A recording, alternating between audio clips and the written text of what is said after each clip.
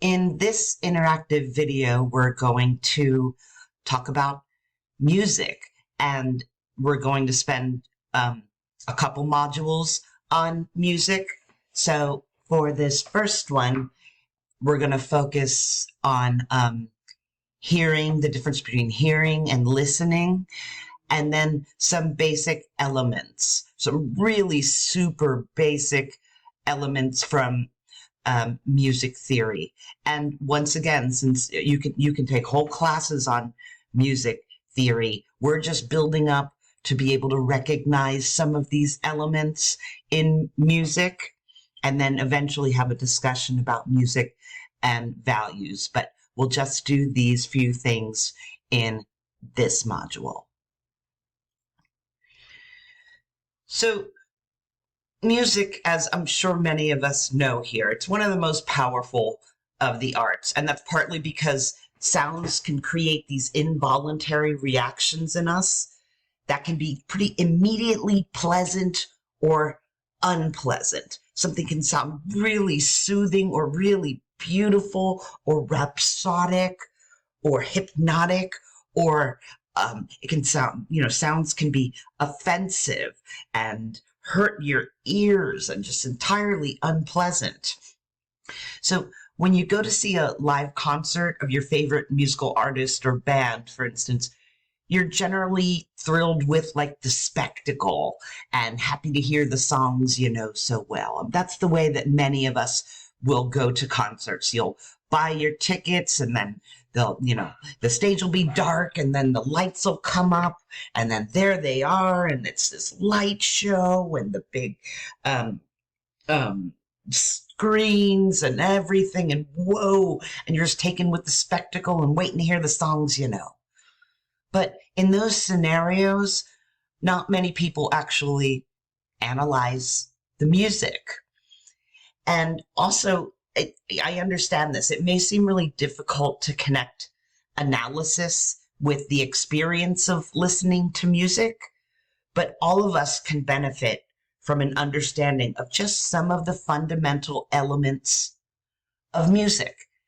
So that's what we'll be doing. First, though, we'll talk about the difference between hearing and listening. So music can be experienced in two basic ways. You can hear it or you can listen to it.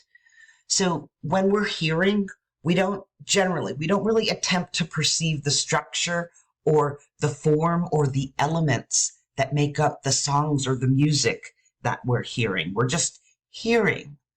So, for instance, you could hear a familiar melody like Imagine by John Lennon, or Bohemian Rhapsody by Queen, or I Will Always Love You by Whitney Houston, or actually I think Dolly Parton wrote that, but her version, Whitney Houston's version, was the super popular one. So we can hear one of those familiar melodies, and it can trigger a whole bunch of memories. And if these songs and artists don't do it for you, plug in whomever you want to.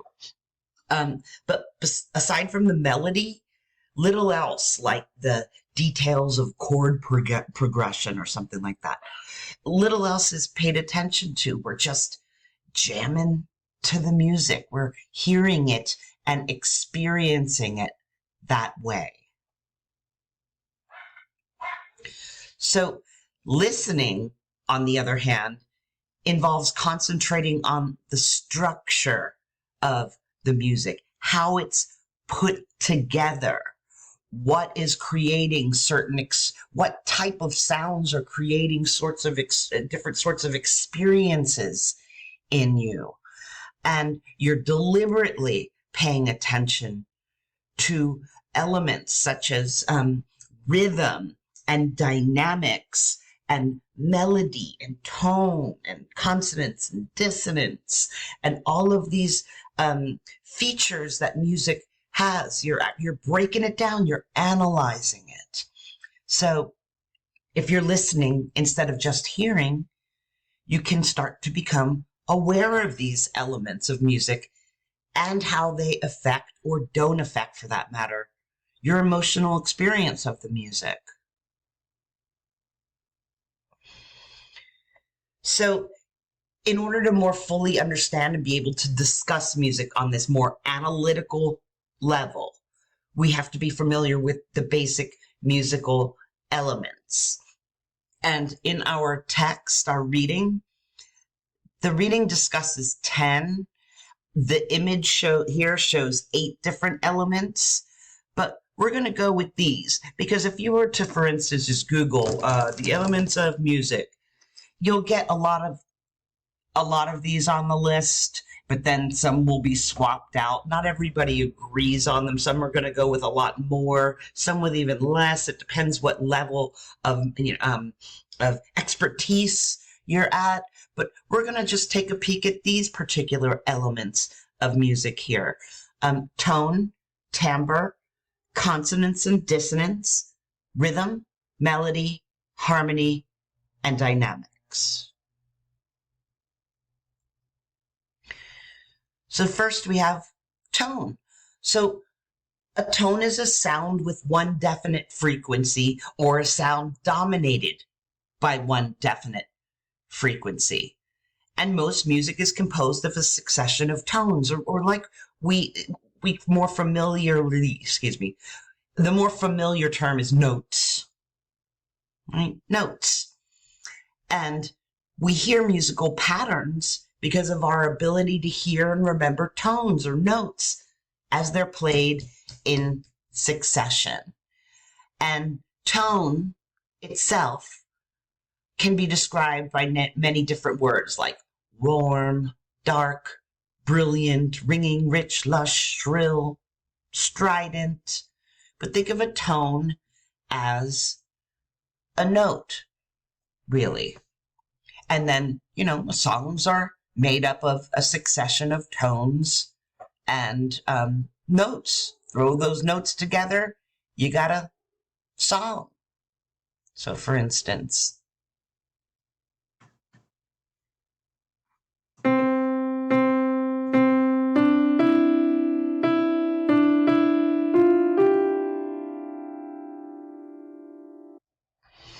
right, row, row, row your boat. Notes strung together, tones strung together, you got yourself a song.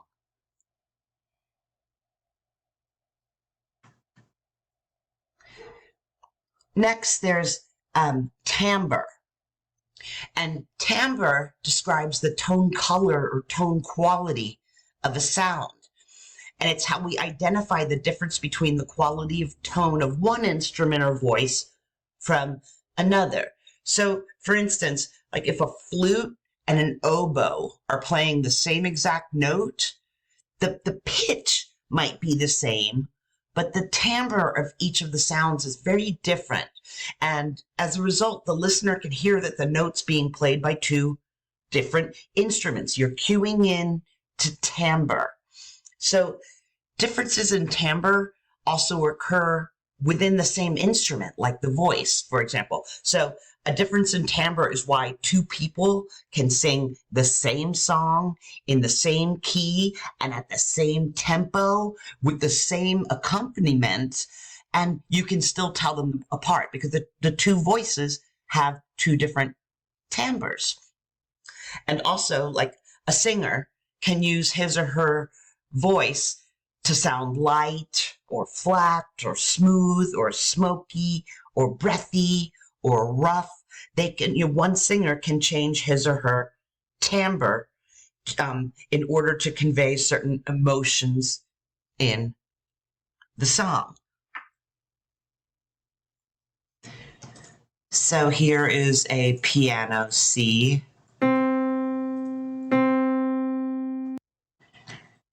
And a guitar C.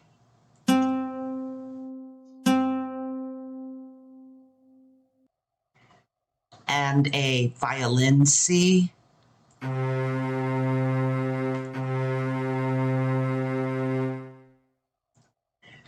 And a sitar C.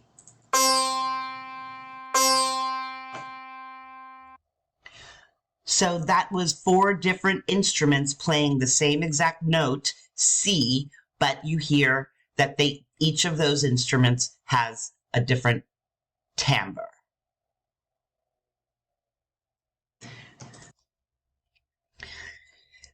Then we have consonants and dissonance.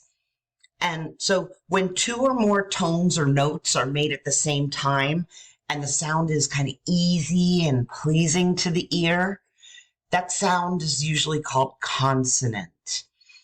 But when two or more tones or notes are made at the same time and the sound is kind of unstable and unpleasant to the ear, that sound is called dissonant. And the sounds of the music of a different culture, for instance, can seem dissonant to your ears at first, but consonant after some familiarity develops. So each of those qualities, dissonance and consonance, can also be are a function of what notes you're putting together, but they're also can be a function of familiarity. So here's an example of a dissonant sound.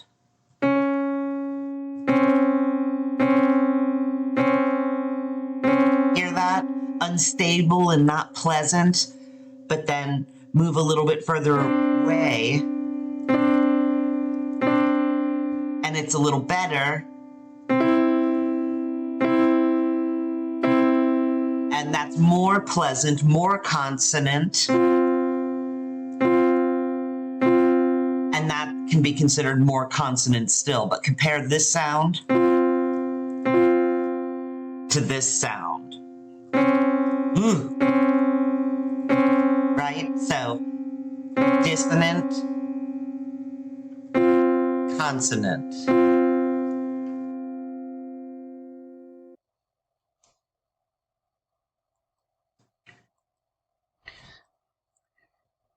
Then another element of music is rhythm. And rhythm refers to the temporal or time-based relationships of sounds. And our perception of rhythm is controlled by the accent or stress on given notes and their duration. So for instance, like in more classical stuff, in the waltz, the accent will be heavy on the first note in each musical measure. And then in most jazz music, the stress falls on the second and fourth notes in each measure. You know, and we can recognize that, or especially like more recognizable to most of us is marching music, which usually has 6 notes in each measure, emphasizing the first and fourth note. And there are plenty of others like these. So here is like a rock drum rhythm.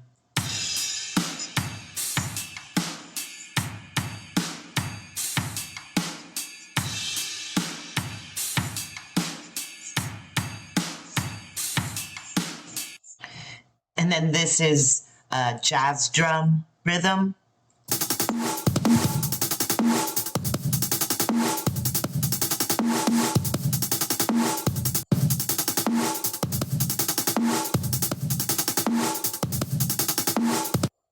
And a classic reggae rhythm.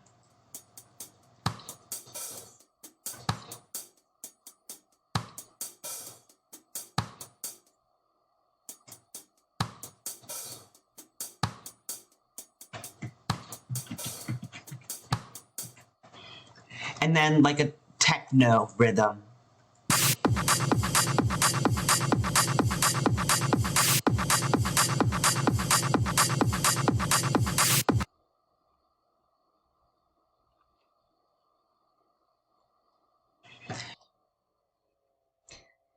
The next element of music that we're going to talk about is melody.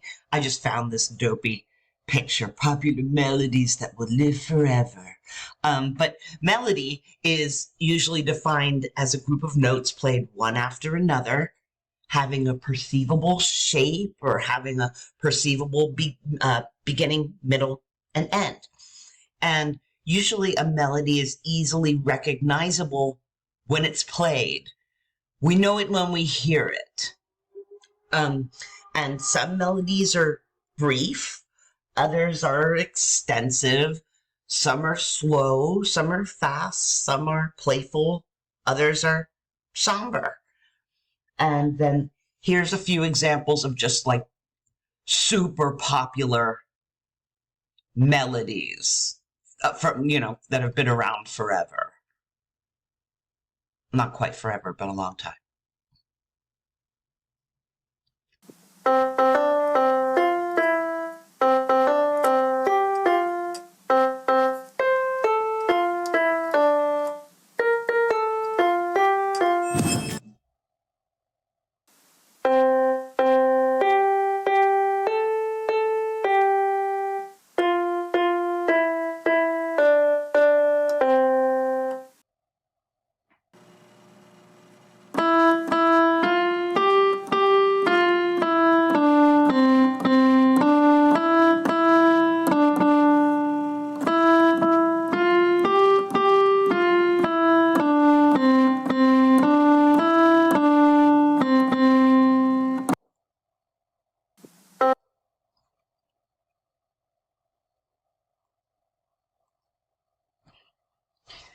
Next up, we have harmony.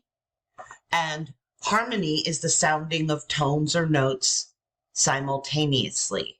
So harmony is considered the vertical, like the up and down dimension, with a chord, as opposed to the horizontal or, left and right dimension of a melody.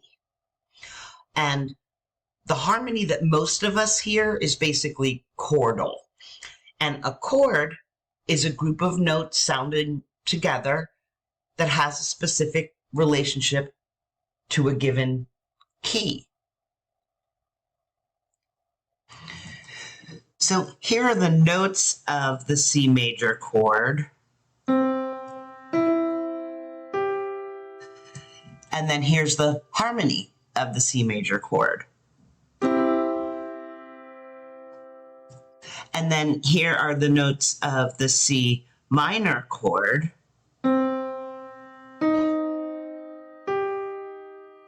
And then here's the harmony of the C minor chord.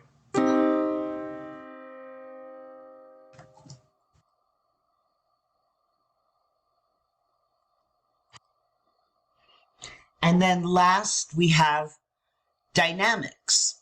And dynamics is one of the most easily perceived elements of music. It's basically loudness and softness. And composers use dynamics to establish a pattern against which they can play, like to build tension and release it, to surprise you, to calm you down.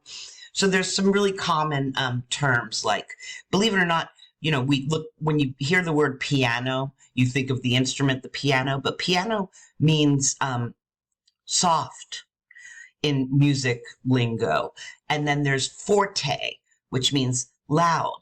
And then there are variations like pianissimo, which is almost a whisper, really soft, and fortissimo, which is very loud. And these are all used by composers to identify the desired dynamics at any given moment in the composition, whatever the composition might be, right? It could be any kind of music we're talking about, or that you can think of. And then a gradual buildup in loudness is called a crescendo, and a gradual reduction is called a decrescendo. And most compositions will have a little bit of each, as well as passages that kind of sustain one constant dynamic level. So here I'm going to give you an example of a crescendo, so the movement from soft or piano to loud or forte, and then a decrescendo.